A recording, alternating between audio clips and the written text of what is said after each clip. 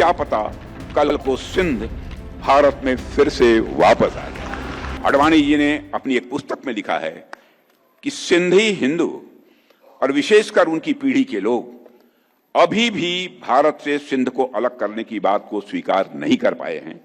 न केवल सिंध में बल्कि पूरे भारत में हिंदू सिंधु नदी को पवित्र मानते थे। सिंध के कई मुसलमान भी मानते थे कि सिंधु का जल मक्का के आबे जमजम से कम पवित्र नहीं है। यह मैं उनका कोट बतला रहा हूं, यह अडवाणी जी का कोट है। आज सिंध की भूमि, मेरे बहनों भाइयों, यह भारत का हिस्सा भले ही न हो, लेकिन सभ्यतागत रूप से सिंध हमेशा भारत का हिस्सा रहेगा। और जहां तक जमीन की बात है तो बॉर्डर्स तो बदल सकते हैं, क्या पता कल को सिंध भारत में फिर से वापस आ जाए।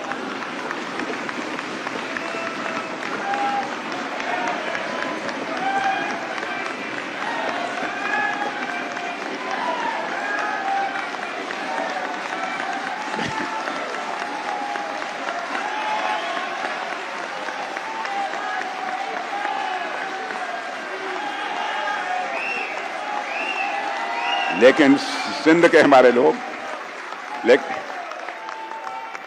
लेकिन सिंध के हमारे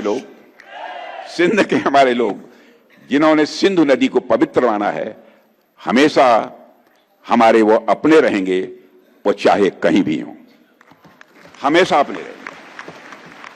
मेरे बहनों भाइयों, अगर हम इतिहास को देखें तो पाते हैं कि सिंधी लोगों ने भारत की अर्थव्यवस्था में बहुत बड़ा योगदान किया है। अभी लालवानी जी कह रहे थे ना, कौन नहीं जानता इस सच्चाई को।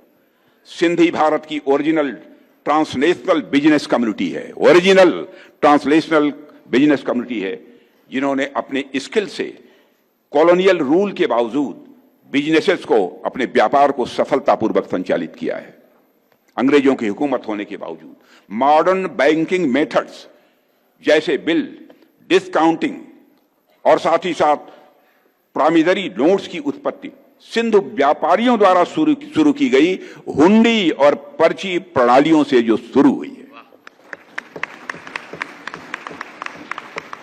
पार्टीशन के बाद सिंधी समाज ने भारत में जीरो से शुरुआत की है। मेरे बहन भाइयों, सभी जानते हैं, जीरो से आप लोगों ने शुरुआत की है, लेकिन उन्होंने सफलता के नए आयाम गढ़े हैं। और आज भारत सहित दुनिया के देशों में सिंधी समाज के लोग समाज निर्माण के कार्यों में अपना बहुत बड़ा योगदान कर रहे हैं।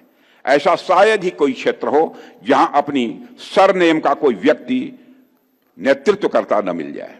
आनी सरनेम का कोई व्यक्ति नेतृत्व करता न मिल जाए, शायद ही देश में ऐसा कोई क्षेत्र हो। Subscribe to One India and never miss an update.